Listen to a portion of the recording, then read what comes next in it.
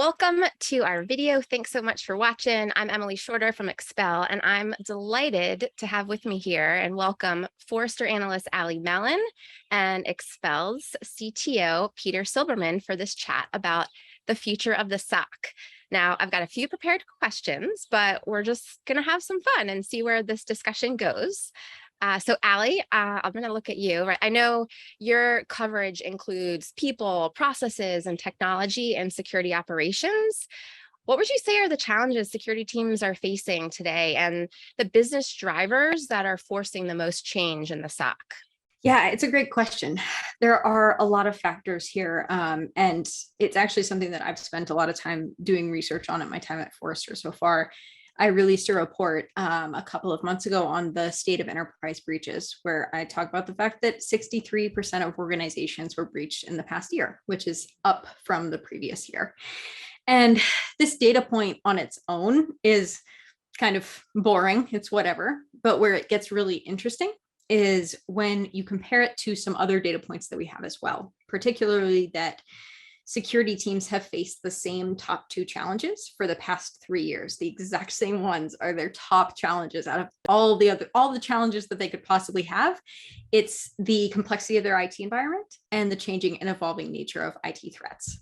So not only are they facing the same top challenges, but they're not getting better at addressing them, apparently, for the past 3 years, despite all of the new acronyms and the new ways that we talk about security and the maturing of the security industry. So when I think about what are some of the top challenges in the SOC today, a lot of times we get bogged down in the conversation about the technology.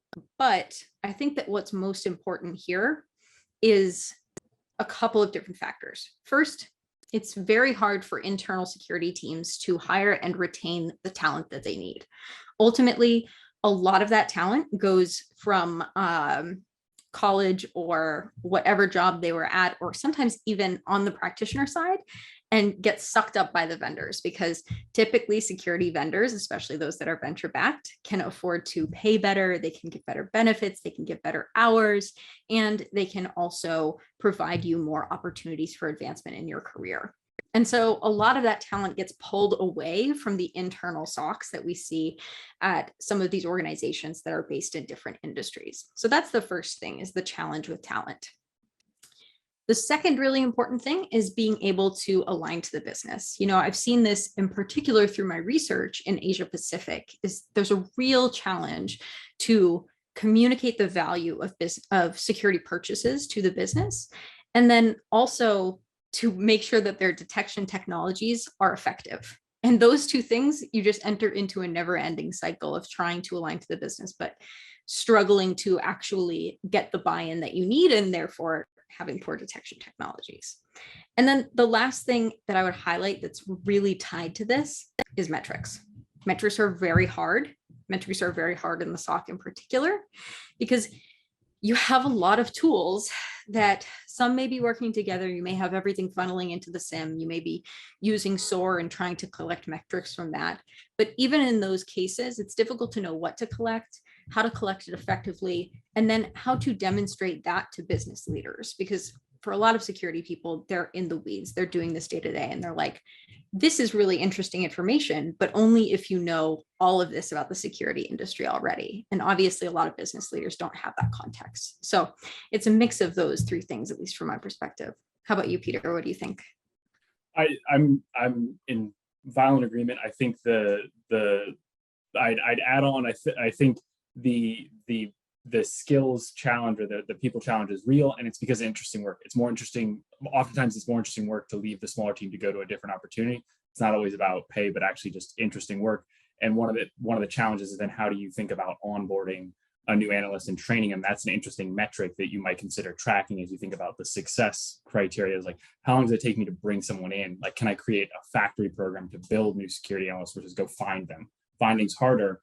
Building them takes time, but if you start tuning that in and getting some practice there, you can create security analysts from other industry verticals.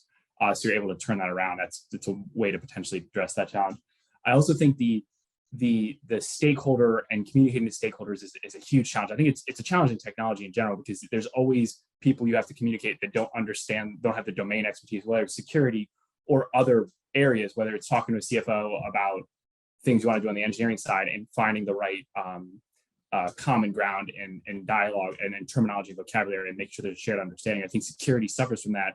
I think oftentimes you see folks try to use MITRE to communicate to a board, and that may work for some boards, or it may work for some CFOs. But overall, you really have to think about what do they care about, why are they a stakeholder, and how do I communicate my impact on what they care about. It's almost guaranteed to not be the first thing you think of. Like if you come up with the idea, put that one aside and go to the next one, because you're too close to the problem. But I think that's a huge challenge. Using the metrics to communicate and find that shared vocabulary is one of the big reasons that ROI conversation is really hard. Even a conversation around policy. At a big company wanted to make a policy change. That could impact a lot of users, involve a lot of teams. It could take years.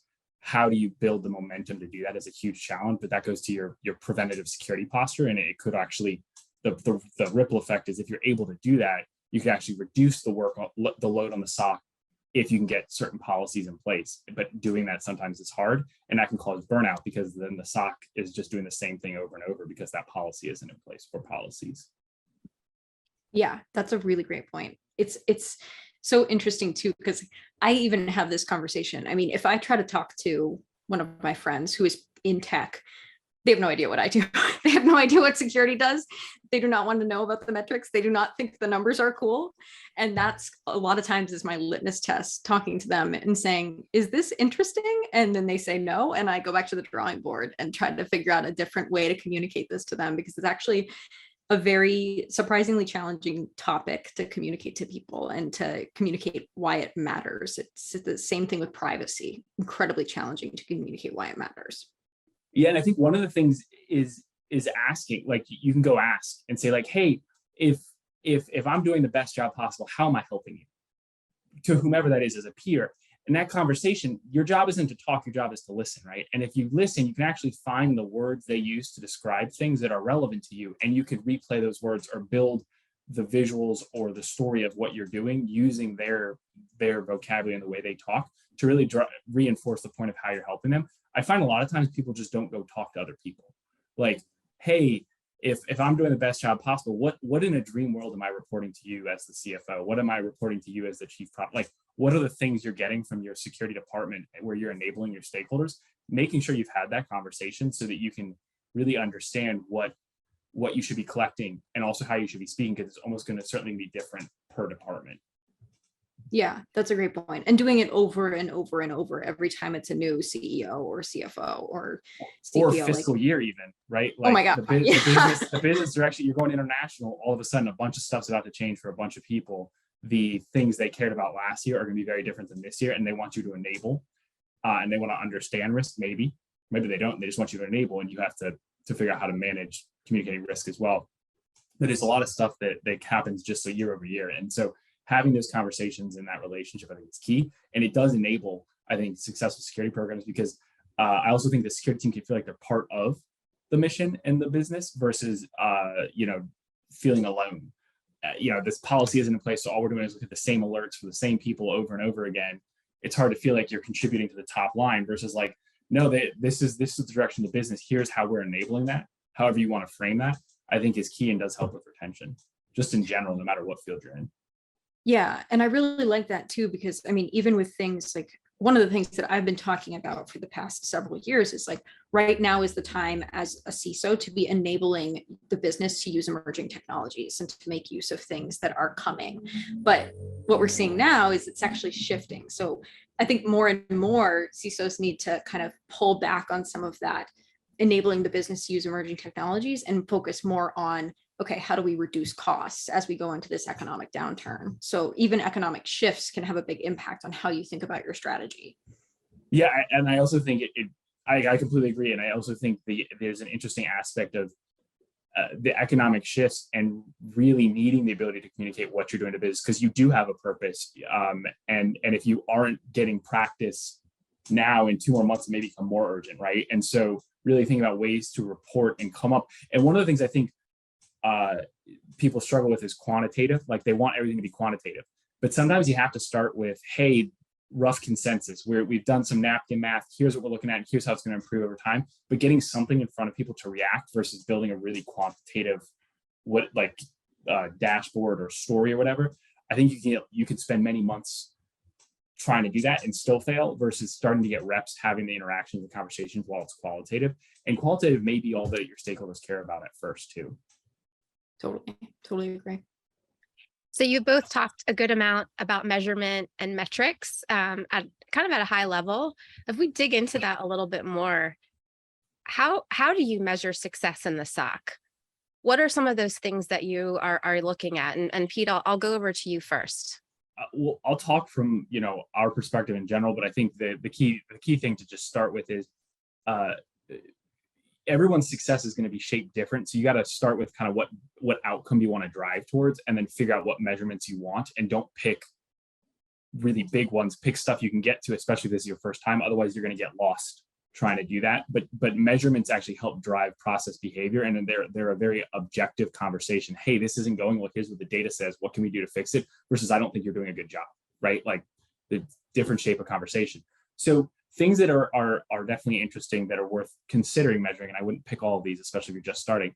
We talked briefly about onboarding, but how long did it take you to take someone from new employee orientation into triage? Like, what is that time? And then how could you cut that down? How do you cut that down with $1 million? How do you cut that down with only $50,000? There's a lot of free resources. So starting to look at ways to turn that cycle time of onboarding, getting it down, because that actually mitigates risk. You start to have backup plans for your backup plans. Other obvious ones are, when alert hits the queue, how long does it take to look at it? So that's time to triage. Then to make a decision, I like to think about the time to decision. And that could be to start an investigation, declare an incident, but that motion to a decision is interesting because there's things you can do in there to speed that up. We also want to look at the full cycle time. So alert to fix. Hey, the alert hit the queue. How long did it take to make a fix or recommend a fix or issue a ticket for a fix? Because that cycle time is actually risk. If it's something that's spreading, the longer it takes, the more impact that can have. So that one is, I think, a decent and important measurement. It's a little bit different than response where that gets muddied. I would make sure it's remediation, time to remediate. Those are a couple that I think are key. You can also look at volume if you're a bigger SOC, and that can help you understand if things have turned off or turned on. If you start to see, especially if we like to do time series decomposition to really look at and get rid of a lot of the noise and say, hey, has there been structural changes in what we're doing and the amount of work we're doing? But that's probably a little further out for some folks. I would start with some of the basics about people and risk and kind of the work you're doing.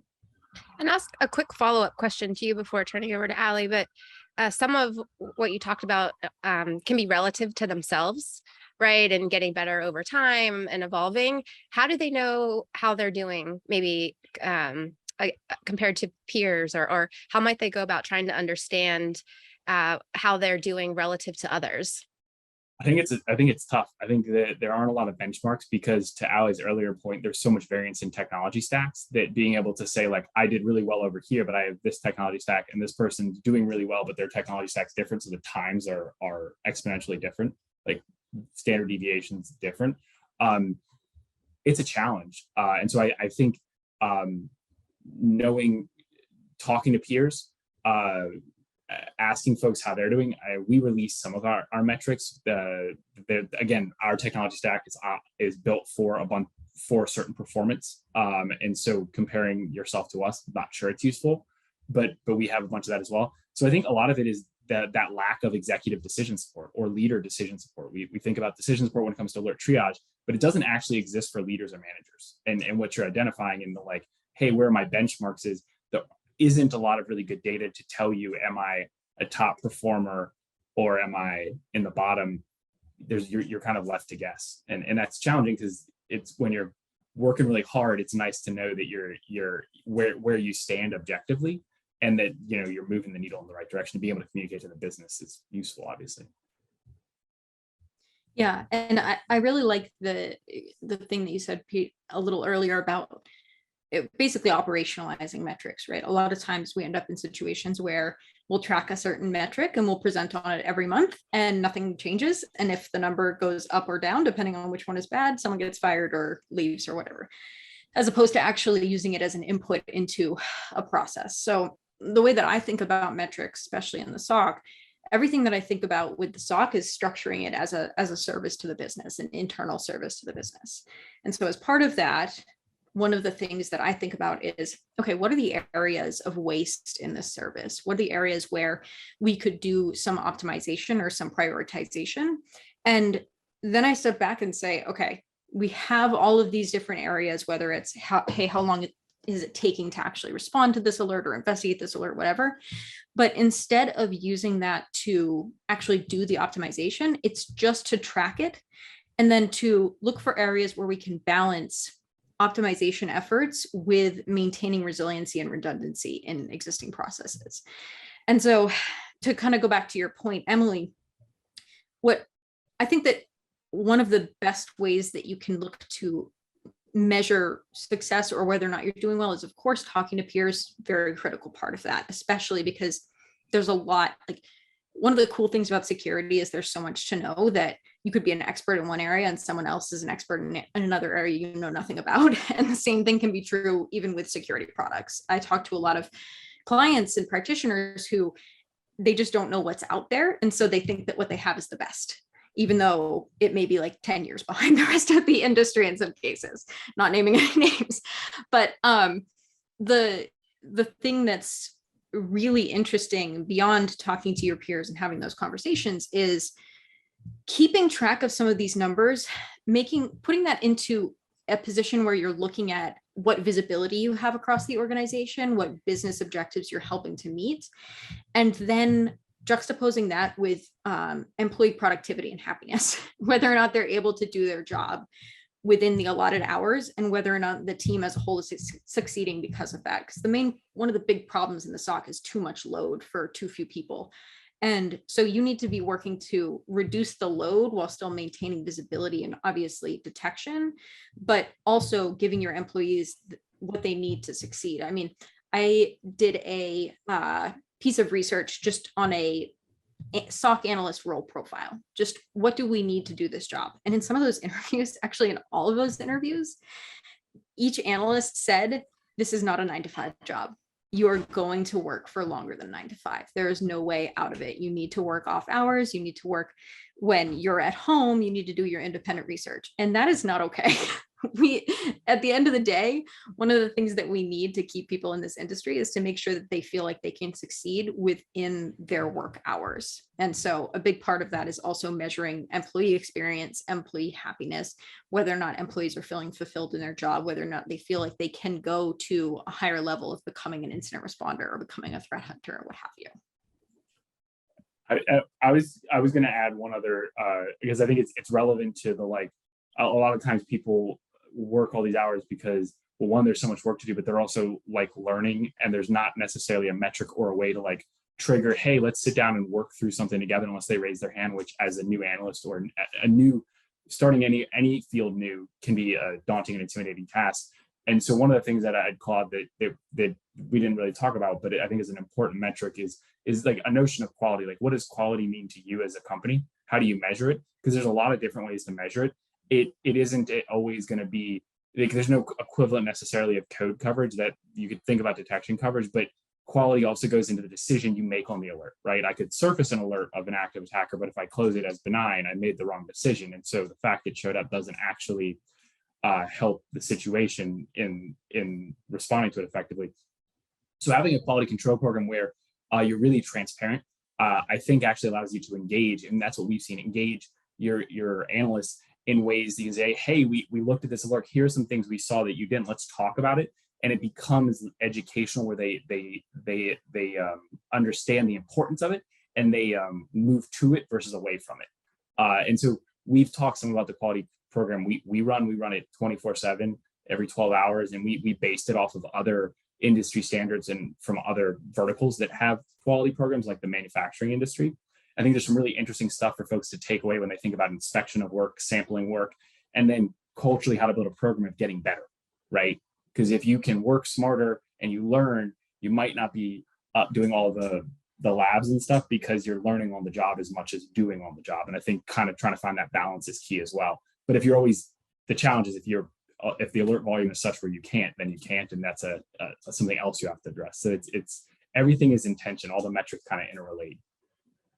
Yeah. So, you've talked about alert volume. You've talked about analysts being underwater, all that. I think a natural solution there can often be around automation, right? And what are some best practices for using automation, smartly in the SOC? And maybe Allie, I'll start with you this time. Sure. Yeah, I'm happy to answer this one. One of the things that I see come up quite often, pretty much every day, much to my chagrin, is the idea of the autonomous SOC. A lot of people think that we can have a SOC that is completely automated, that's run on some fancy AI and machine learning. And I think it's a pipe dream. It's not going to happen. Automation has a very important place in the SOC, but the idea that we could replace the human creativity and decision-making that happens in security operations is just not realistic when we're up against a human opponent. So when I think, just like what you're saying, Emily, when I think about automation in the SOC, I think about how we're augmenting analyst actions, how we are able to provide them with the information and the tools that they need for better decision-making. I think that a lot of times we talk about automation in the context of SOAR, for example, which has a lot of value, but I think it makes a lot of promises that we're not actually able to meet. I ran a poll on Twitter, which I love to do. And one of the things that I asked was, hey, how many SOAR playbooks do you use? Just tell me in your SOC on a regular basis. And a lot of times in conversations with SOAR vendors and with overzealous salespeople, they'll say, oh yeah, you'll have hundreds of playbooks. The answer was between 5 and 10. That was the predominant answer. And in many cases, I see even less than that, because the idea of using a playbook, a static asset like that, to address a constantly evolving problem, it just doesn't match up. And so it's able to do a certain set of things really well, which is great. But there are a lot of things that are changing constantly, not just about your environment, but also about the attackers. Coming back to the start of the conversation where I talked about the changing and evolving nature of IT threats being one of the biggest challenges for security leaders. And so when I think about automation, I'm always looking and pushing the industry for ways to build automation into security products and security services such that we can have better workflows for security teams. Jeff Pollard and I, he's an analyst at Forrester as well, talk about this in terms of analyst experience. So not analyst me, but security analysts. How do we improve their workflows and their experience in the SOC? And automation is a key part of that. Automation and the different ways that we can use automation are how we make those workflows more productive and better, and how we reduce things like the time it takes to investigate, which is the hardest and the longest part of the detection and response process, is that investigation.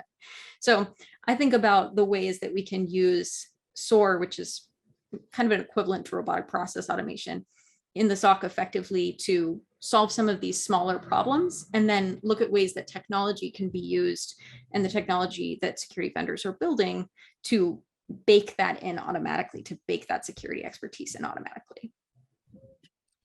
Pete, I know user experience is something we're really passionate about here at Expel, so I'm sure you have a lot to say on that side of the house too. Yeah, I think like the biggest challenge with automation and like how it does or doesn't help the analyst experience is automating things you don't understand. I think you can get caught up in the marketing or the like, well, we could do that, it looks really cool, but like cool and actually impactful to your business because of your environment and the way your users travel or don't travel or the systems you use are very different. And so I think the biggest thing is people rush towards the technology before understanding what it is what their users are actually experiencing. And so that's the first thing, because if you're replicating and automating something that is repetitive, that's great. Machines are really good at, they don't take breaks, they're really good at doing the same thing over and over again. But finding those, especially earlier on, are key. And some of them are going to be they may not seem as impactful, but they remove steps in the process that are the same, like go get this IP and enrich it. And SOARs are great at that. but you don't go all the way into and make a decision. It's, hey, here's all the data you need now to decide whether or not you want to investigate it versus close it as a certain, outcome. And so I think that's the first thing is sometimes we rush to apply automation when we don't understand, or we pick the bigger, like we're going to automate this whole thing versus saying, hey, we're going to automate the first level of the tree and then watch and see what happens, and then add additional nodes to the automation if you think about kind of a playbook as we start to understand the impact. Because it might be that a few of those actually make a big difference, and you can go do something else that makes a big difference and leave automation where it is until you come back to it. And then I think the other aspect of this that's important is to what Allie said, just reinforcing it. We talk about like optimizing the human moment. So there's always, most of the time, a human's going to step into the loop, and you want that to be painless. You want them to know exactly, you want them to have everything they need to know, and you want them to be able to do a couple things so that they can step back out, whether it's making a decision or kicking off an investigation, but really thinking about how the technology and what the experience is for that human moment. Recognizing autonomous is a goal, but it's not, I don't think it's achievable for most. And I don't know that I want machines making security decisions all the time. And so I think that's the other piece about this is kind of thinking about that human moment and how technology allows someone to shine and do what they're great at, which is judgment, and then move to the next thing. What's the next frontier in detection? What do you guys think? I kind of already spoiled this one. From my point of view, the next frontier of detection and response is analyst experience, and are the changes that we make to make analyst experience better. This is, I mean, we've had humans having to manually piece things together for a long time. And even in the cases where they don't have to manually piece things together and the tool's doing it for them, inevitably there's something else that they have to find that they don't have. They don't have workflows that are built for them and optimized for them. And that is a big problem. And what I like about analyst experience is that this is not about a new technology that the business is deciding to use. I mean, when I think about detection and response in the SOC, there are a million answers that I could say as to what's next. I could talk about cloud, I could talk about the metaverse, but ultimately completely technology agnostic. It is about how we're actually making the analysts' lives easier, and what we're doing to make sure that we can keep these people in this field and help them learn through this process. I mean, we've had a lot of conversations about this, Peter, where we talk about how your guys' process at Expel and how you are able to up-level analysts so quickly. That, to me, is where we need to get for internal SOCs, being able to not just give them what they need to achieve the end goal of stopping an attack, but also giving them that mentorship so that they can want to stay in the field and want to excel in the field, and so that they can grow at the organization. So for me, it's definitely analyst experience. It's definitely finding new ways to let humans have time to be creative instead of just responding to a bunch of alerts. It's about letting that new analyst not just evolve so that they can become a really strong analyst, but also giving them the workflows and the understanding that they need to give them free time to then go and try different things like threat hunting and threat intel management, whatever really tickles their fancy. That, I think, is what we need to focus on if we want to really succeed and ultimately, hopefully, stop breaches. Yeah, I think it's fascinating because like the next frontier is actually not detection related. It's like, how do we help analysts deal with the current frontier, which is pretty expansive, and make them effective and not burn out, and then move to the next frontier. I don't think there's a lack of ideas when we think about ways to think creatively of what you could look at as a security team that's enabling a business. But I think to kind of double down on the point you're making, there's so many data sources and systems of record that are non-traditional from a security perspective that actually support an analyst or actually reduce the work, right? Imagine if you didn't, everyone's heard about the geo-infeasible alerts. There's a number of reasons why those are false positives. What if you could ask Expensify if there's expense receipts for a user that's traveling, or check their calendar before it shows up as an alert, right?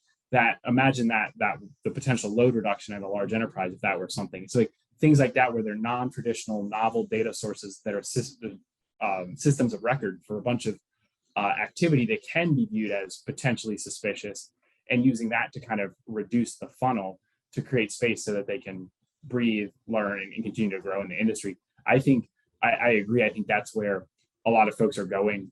And a lot of companies are trying to think about that. And it's kind of really, you need to open up past security vendor integrations and you move to the next set of business systems in ways that users are using other technology.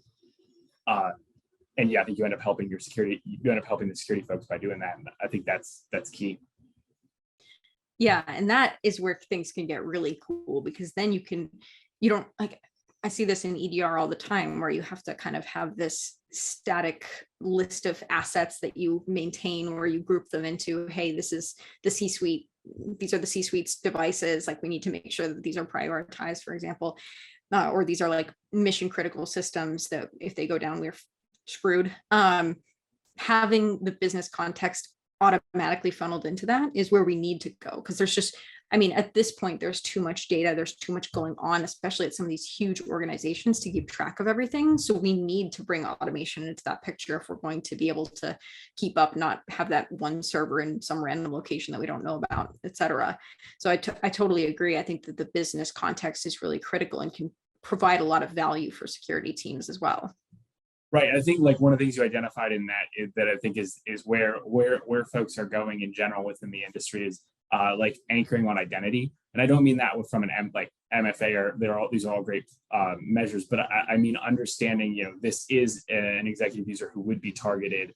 They like understanding truly their identity, what assets they're associated with, and really taking an identity focused view of what's coming up the funnel to look at, and providing that context to analysts, like about the user, the assets, all that information. I think it expedites things, because it's crazy when you see, you know, alert related to AWS activity and it's you know, not an engineer or someone who should be in AWS. It makes the decision really simple to move forward with at least an investigation, and that's information that's available in, you know, if it Active Directory, identity as a service providers, but it's also available in like marketing databases, right? Like they know a lot about people, and they'll, for a fee, give you an API access, and you can ask like, hey, what do you know about this user? So there's some really interesting ways to add and augment what is available in front of the analyst that I think help drive quicker decisions and also reduce the load potentially. That's a great point too, because I mean, on the marketing side of things, you know, they're obviously undergoing quite the revolution around what data they collect and how privacy considerations come into play. But imagine weaponizing that to say, we actually know who this is, or we know some information about them. Like there's a lot of really interesting stuff that can be done there. Absolutely. It's something we've done for various services actually to provide context to our analysts, because we don't know everyone in the company. And so if we can reach out to Active Directory, engage the integrations we have, but also ask other systems what they might know about the user, it really helps tell really interesting stories about targeting, like, hey, unsurprisingly, people in finance department are highly targeted by phishing. And we see that within our service and with the data we have as we have submissions come in. And I think it gets really interesting. It also helps analysts make really high quality decisions when they don't know that that's the CEO at a company that forwarded the email to us. What are some of those things that folks can do to get more involved in AppSec? So I think the question like is essentially how does the SOC get more involved in AppSec in general? I think there's a couple different flavors of AppSec. So I'm gonna put some aside for a second, though I think they're interesting. And so there's there's AppSec where it's static or semi-static, where you're looking, there's evaluation of code and builds are failing or alerts are bubbling up saying, hey, this is a vulnerability, and then based on some criteria you fix it or don't fix it. I do think that's interesting, and I'll just take a second. You know, if you think about like future and like what could success look like what is the decision support required to take an alert from a code base and put it in front of an analyst and help them make a decision as to whether or not it's something that should be fixed? I'm not sure it's attainable, but it is one of those things I think that's interesting if you think about way out there, like what would it take to provide the decision support on something like that? I'm not sure it's feasible, but it's something, again, just an interesting thing I sometimes think about. So, or maybe not interesting. But as we think about AppSec in general, moving more to like runtime, where, hey, how do we think about security of the environment? That I work at a company where we build software, deploy it, and customers use it, and I need to secure that environment outside of the threats that are generalized, a web shell deployed. But like, how would someone breaking in actually access and steal data and operate within my production environment. Some of the best teams and customers we have have focused and have a really great partnership where they have alerts related to things that can't or should never happen in their architecture. And they've got these bells that get rung if anyone's kind of bouncing around. And I think the way that you go about that is just building a partnership. I mean, it's not a novel answer. Essentially, making sure that you have, the stakeholders, whether it's architects, whatever the principal engineers, tech leads, that you're understanding enough of the environment. You understand, how people would access you understand how people access the app, how the app then authenticates to other services, what other services the app's using. You understand what telemetry you collect. I think one of the more interesting and novel ways to go about this that I think would, in a lot of cases, create a partnership with engineering is to think about ways to not use security tech to alert. So one of the things that can, cause some friction is, hey, I want to deploy something on the endpoint for a product that might have a lot of be highly CPU intensive. Any additional software, security or otherwise, is going to potentially change the performance profile that engineering worked hard to build. And so coming up with novel ways to use data that engineering is collecting, for example, they're monitoring CPU or process crashes or what have you, database utilization, disk utilization, there's a bunch of different standard metrics that may be collected, and thinking about ways to use that to drive detections that are super specific to your application environment. I think one, it's a great exercise, it's a great thought exercise. To Allie's point, I think it's interesting work. It requires a lot of thinking and conversation, and I think it's something that's novel that a lot of analysts would enjoy. It also is you not showing up and saying you have to do this thing because I can't secure it. It's like, hey, I get the business needs this to run fast. Let's work creatively. What can you show me your honeycomb dashboard, your Datadog dashboard? Show me what's there. What can I use? Oh, if it was attacked this way, these might spike. Have they ever spiked in the past? Oh, they haven't. Okay, well, what if we set up a test alarm, right? That builds camaraderie in ways that I also help really secure the business. Yeah, and I'll say two things on this. The first thing that I think is really important is to get the communication right. I have had a lot of conversations with people who are in application security, and inevitably, and engineering too, product too, inevitably the conversation comes back to, oh, detecting vulnerabilities. They think that when we talk about detection, we're talking about detecting vulnerabilities, and we're not, right? We're talking about actually communicating to them that we're actually talking about finding an attacker that is currently attacking you is something that I have taken for granted because I live in the world of the attacker happening now. But when you think about the tools that application security and engineering teams use, they're to find vulnerabilities, they're to find problem, fraud, things like that. They're not really thinking about the problem the way that we think about every problem in the SOC. And so first, that has been a very common theme, and that is very confusing at first to figure out how to talk that same language. And it's not just about using the word detection, because they have their own form of that.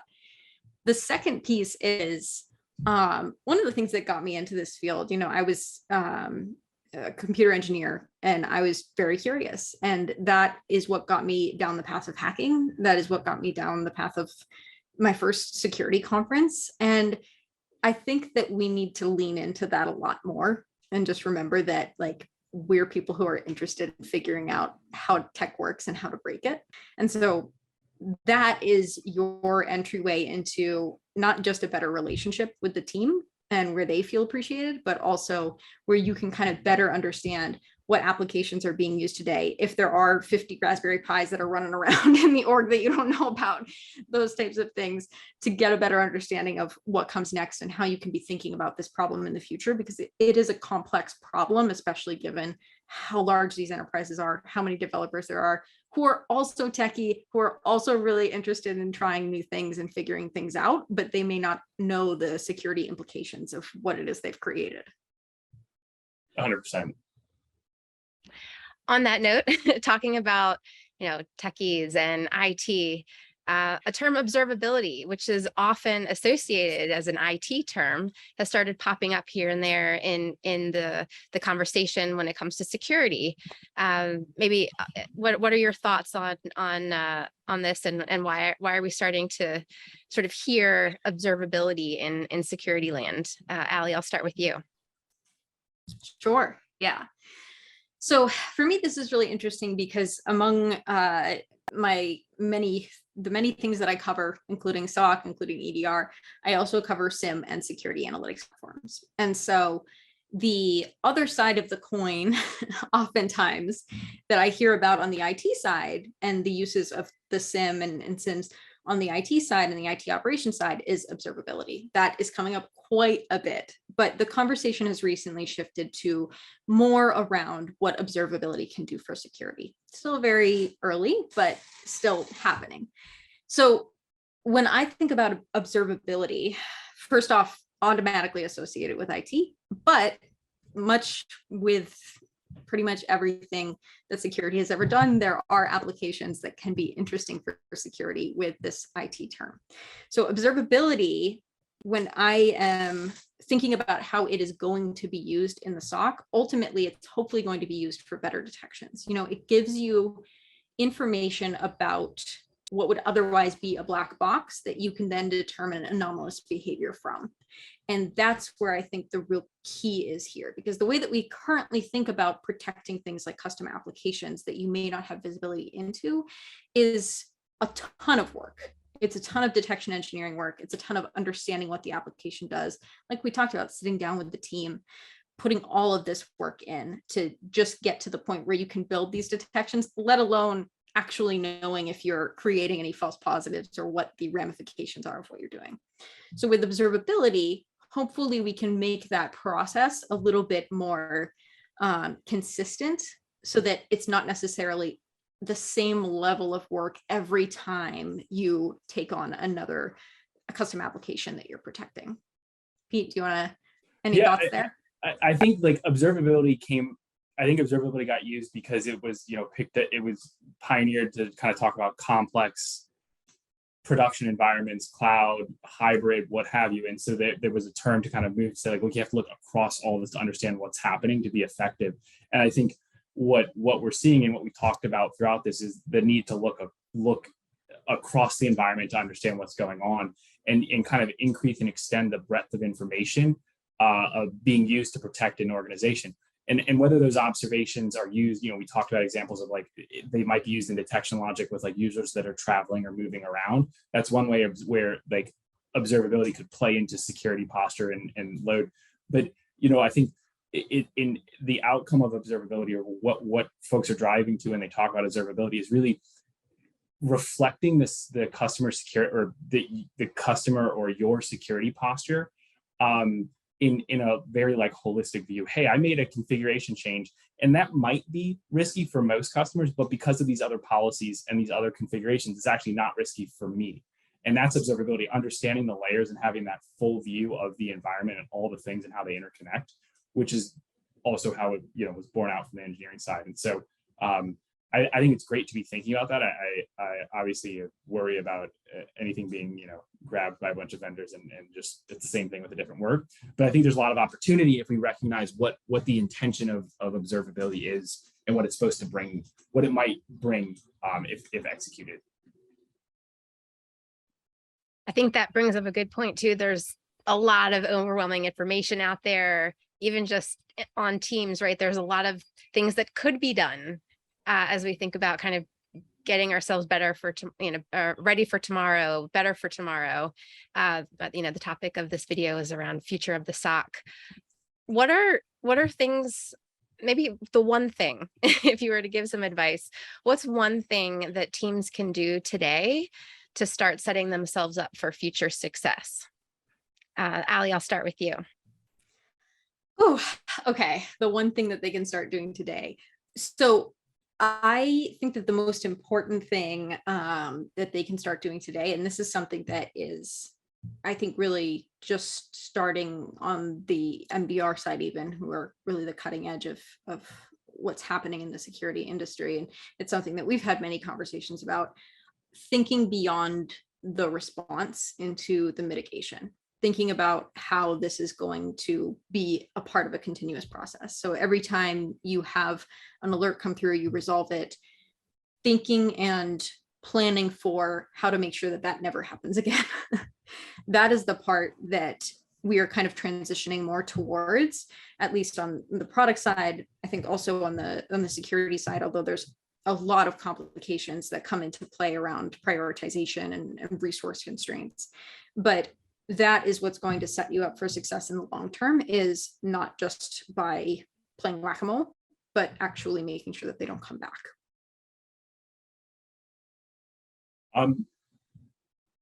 I'd say talk to a peer within your company, because the follow-on step is the next thing to do, whether it's thinking about ways to communicate value, taking proactive measures to potentially put some prevention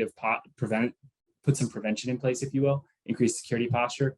I talk to a peer. It also just helps you understand how people see what you're doing in the context of what they're doing, which is also beneficial. And I think a lot of good comes out of conversation and listening.